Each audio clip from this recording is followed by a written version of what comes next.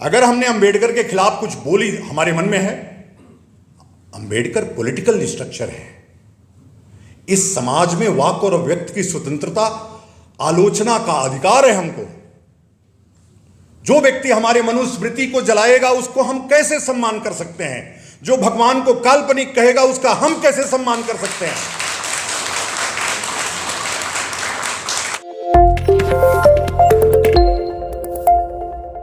और मैंने गूगल करना शुरू किया कि संविधान का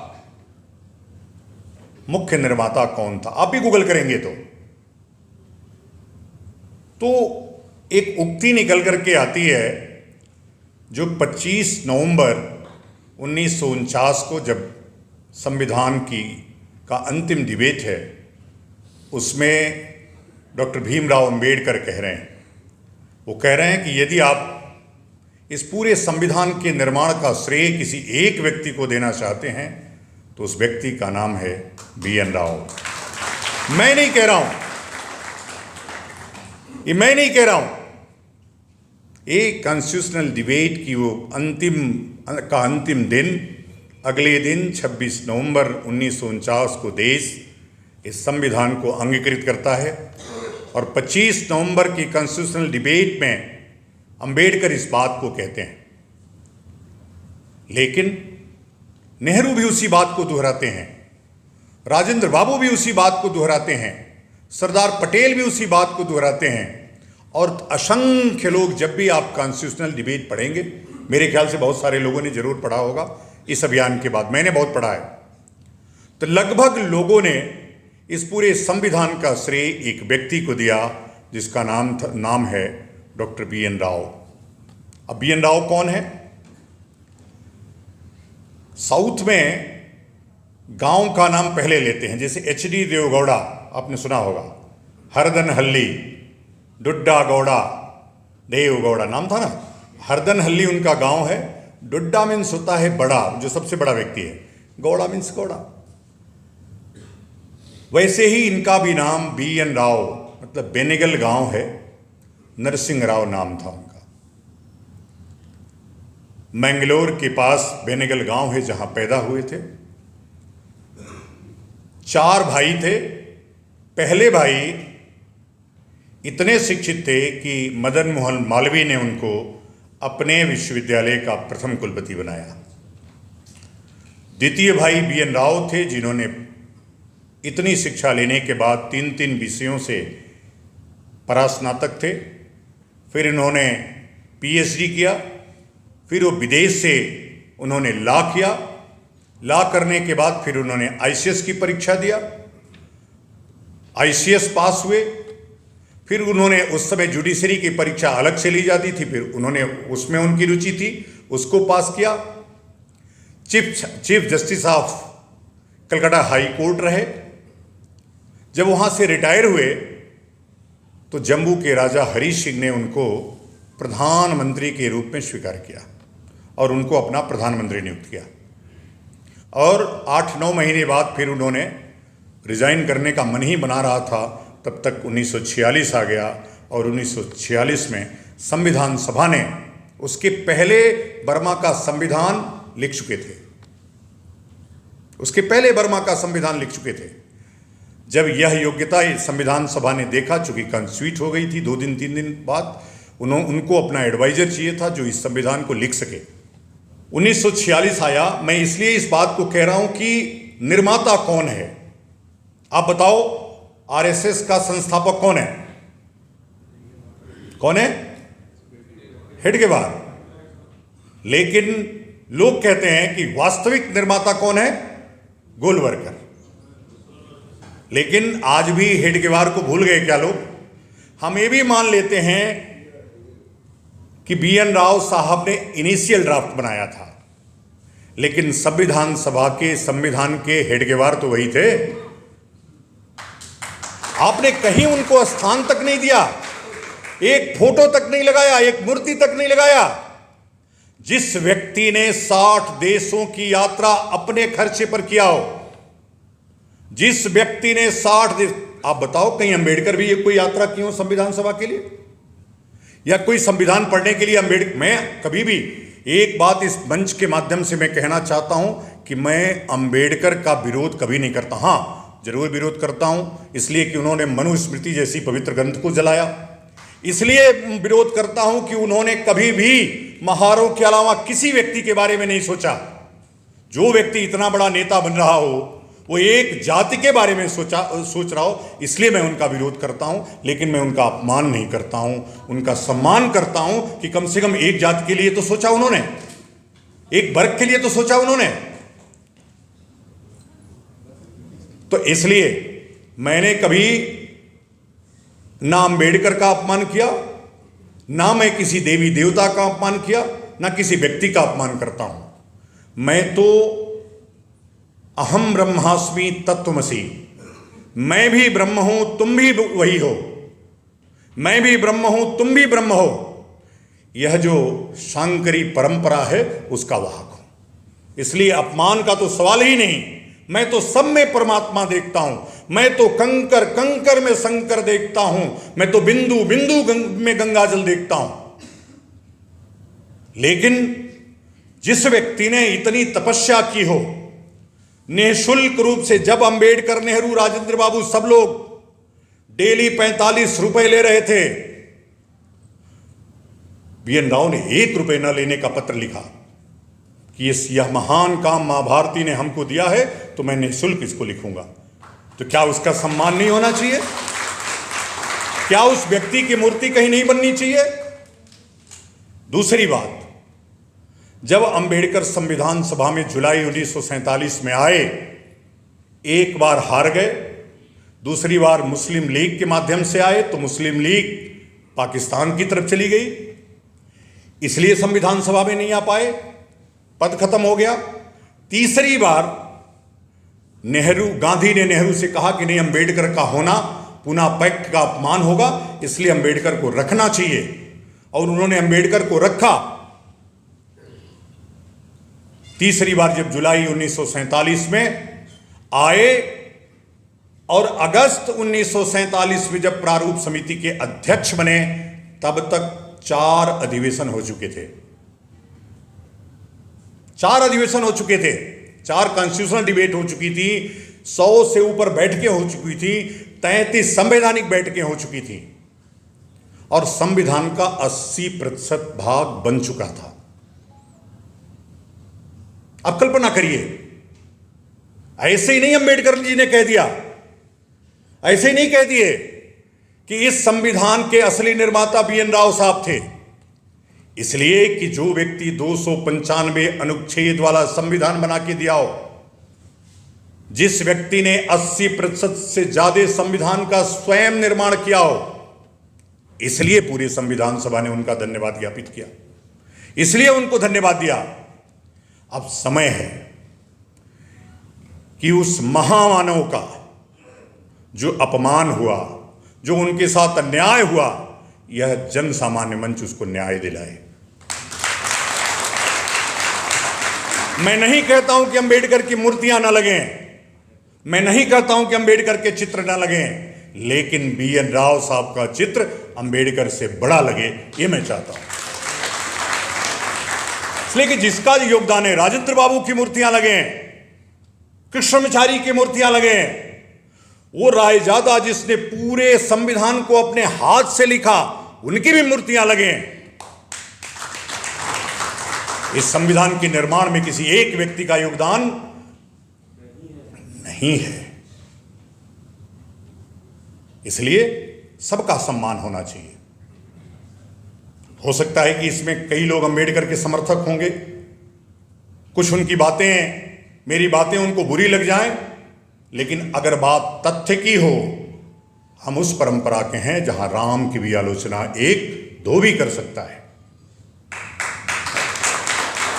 आलोचना को सुनने की ताकत होनी चाहिए, और कम से कम ज्योतिबा फुले के बाद ब्राह्मण समाज, जिस समाज से मैं आता हूं, कम से कम वो समाज तो लगातार प्रहार झेल रहा है, अनावश्यक झेल रहा है, जो सबके जय बोलता है, सबके भले की कामना करता है।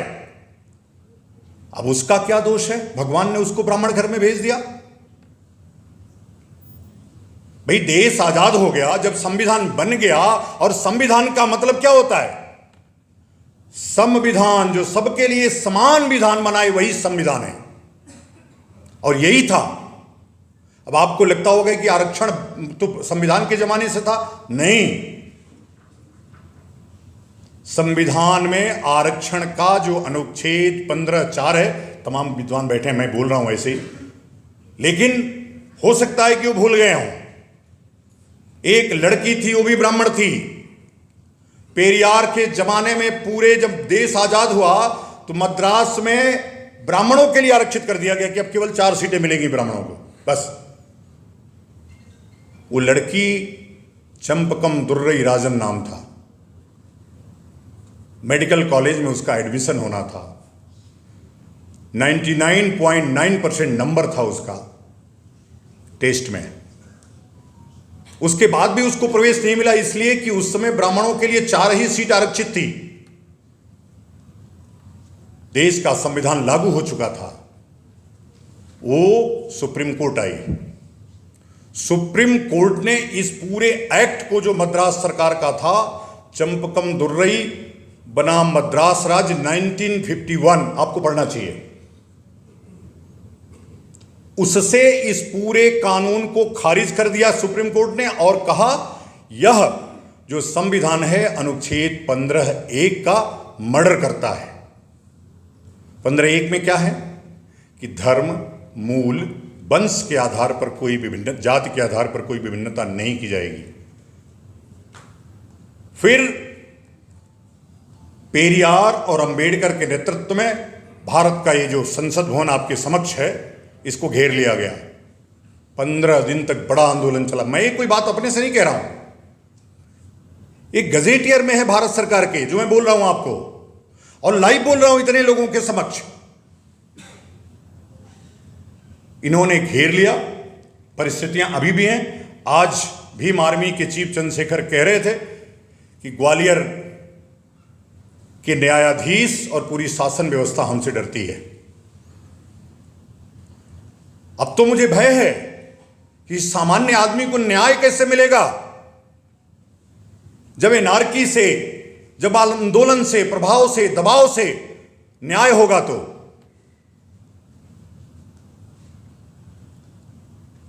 नेहरू डर गए, और नेहरू ने संविधान का प्रथम संशोधन 1951 में किया, और उसमें संविधान में अनुच्छेद 15(4) और संविधान में अनुच्छेद 16(4) जोड़ा गया, और तब से शिक्षण संस्थाओं में और नौकरी में आरक्षण लागू हुआ।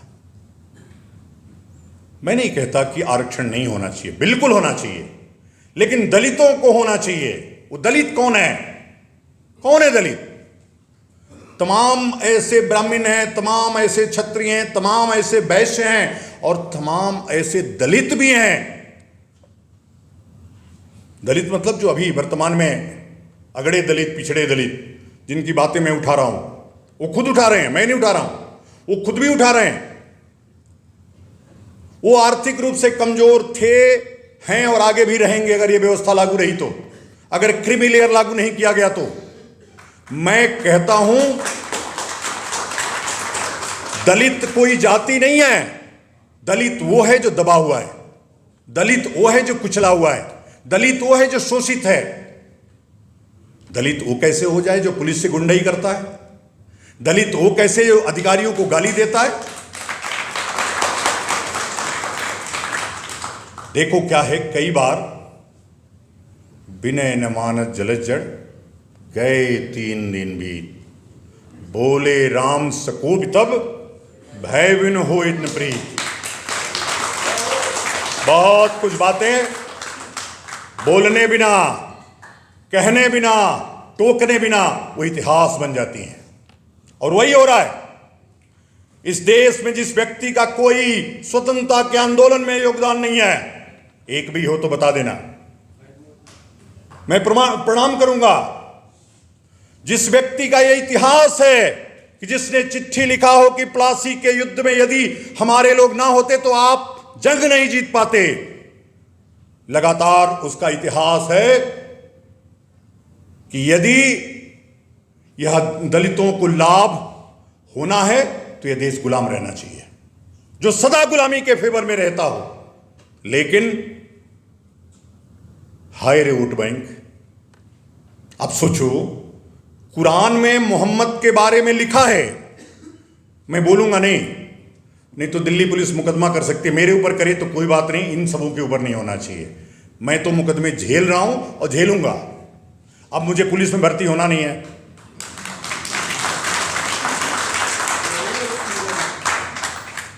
तो इसलिए मुकदमे से मुझे कोई भय नहीं है। बंगाल में, केरला में अनगिनत मुकदमे हैं मेरे ऊपर चल रहे हैं, पूरी एक वकीलों की टीम है, उनका भी रोजगार चल रहा है, तो मुझे भय नहीं है। लेकिन जो चीज कुरान में लिखी है वही बोल देना अपराध कैसे हो जाता है भाई? जो चीज साक्ष्यों में लिखी है, अंबेडकर, नेहरू के बारे में कितना मोदी जी बोलते हैं कि नहीं बोलते हैं? कोई मुकदमा होता है क्या? अगर हमने अंबेडकर के खिलाफ कुछ बोली, हमारे मन में है, अंबेडकर पॉलिटिकल स्ट्रक्चर है, इस समाज में वाक और व्यक्त की स्वतंत्रता, आलोचना का अधिकार है हमको। जो व्यक्ति हमारे मनुस्मृति को जलाएगा उसको हम कैसे सम्मान कर सकते हैं? जो भगवान को काल्पनिक कहेगा उसका हम कैसे सम्मान कर सकते हैं?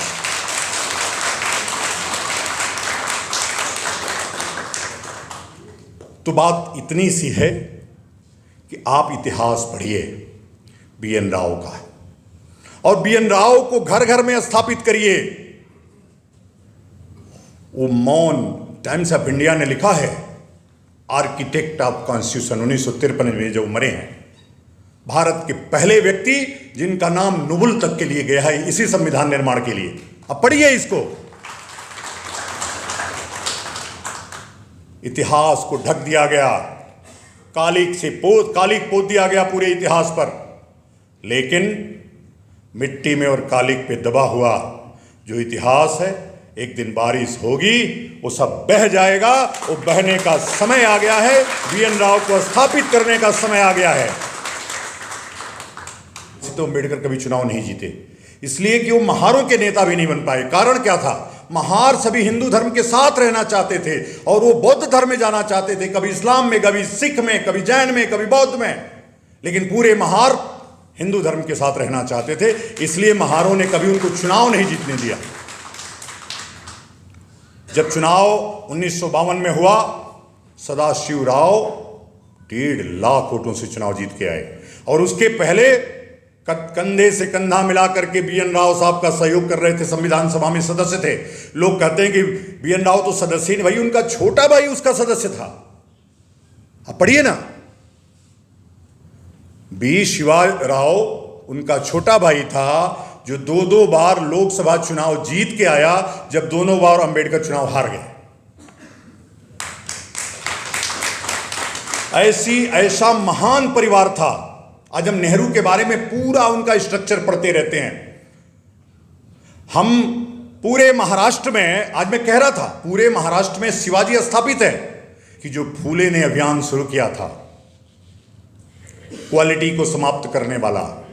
आज भी ईसाई क्या करता, मैं कह दिया तो कई लोगों को, अभी शुभम ने एक पॉडकास्ट किया था उसमें हमने बोल दिया था कि भाई फूले ने कब हिंदू धर्म के खिलाफ बोलना शुरू किया? तब जब वो ईसाई धर्म स्वीकार कर ले। आज भी क्या करता है, जैसे ईसाई धर्म स्वीकार करवाता है पादरी, तो कहता भाई हनुमान जी में वो ताकत नहीं है, हमारे ईसा मसीह आए, हनुमान जी को पटक दिए, राम जी को पटक दिए। नकली दवा दे करके कहता है कि देखो तुम्हारे राम ने भेजा है, कल फिर आएगा, बोला कि तो राम की दवा से तुम ठीक ही नहीं हुए, देखो ये पैरासीटामॉल लाएगा, कहेगा ये ईसा मसीह ने भेजा है, इसको खाओ, बुखार ठीक हो गया, देखे राम में कोई ताकत नहीं है, ईसा मसीह में ताकत है। यही काम फूले को सिखाया गया, और फूले ने ब्राह्मणों के लिए आर्यन थियरी गढ़ी पूरी, और इस थियरी को आज भी गाहे बगाए आप सोशल मीडिया पे पढ़ते होंगे। आर्य बाहर से आए, ब्राह्मण आर्य है। आर्य कौन है? भारत का हर व्यक्ति आर्य है, भारत का हर व्यक्ति आर्य है, और जो हमसे लड़ रहे हैं वही अनार्य है। तो समझना पड़ेगा सबको। तो BN राव की स्थापना का एक काल है। उनके साथ हुए अन्याय को न्याय में परिणत कराने का ये समय है। मैं चाहता हूं कि आपके सभी के घर में कम से कम BN राव का एक चित्र पहुंचे। मैं चाहता हूं कि सभी चौक चौराहों पर और कम से कम यहां सामने जो सेंट्रल हॉल है उसमें एक आदमकद चित्र लगे। चूंकि 2021 में मोदी ने बोला है, अब पढ़िए, कि इस संविधान के असली संस्थापक BN राव हैं। अभी राष्ट्रपति ने बोला संविधान में सबसे बड़ा योगदान BN राव साहब का है। सब लोग बोल रहे हैं, पर उनके प्रति जो सम्मान का भाव है, उनकी जन्म जयंती मनाने का समय है, उनकी पुण्यतिथि मनाने का समय है, वो हम नहीं कर पा रहे हैं। मैं चाहता हूं कि कम से कम यह देश BN राव के साथ अन्याय न करे, उनको हर घर में स्थापित हो, हर चौराहे, हर ऑफिस, हर कार्यालय में उनकी चित्र और मूर्तियां स्थापित हों। मुझे उम्मीद है कि इतनी संख्या में जो लोग आए हैं इतने ताकतवर हैं कि BN राव साहब को स्थापित कर देंगे। मैं फिर से इस पूरे सभा को बहुत धन्यवाद देता हूं कि आपने बहुत तन्मयता से हमारी बात को सुना।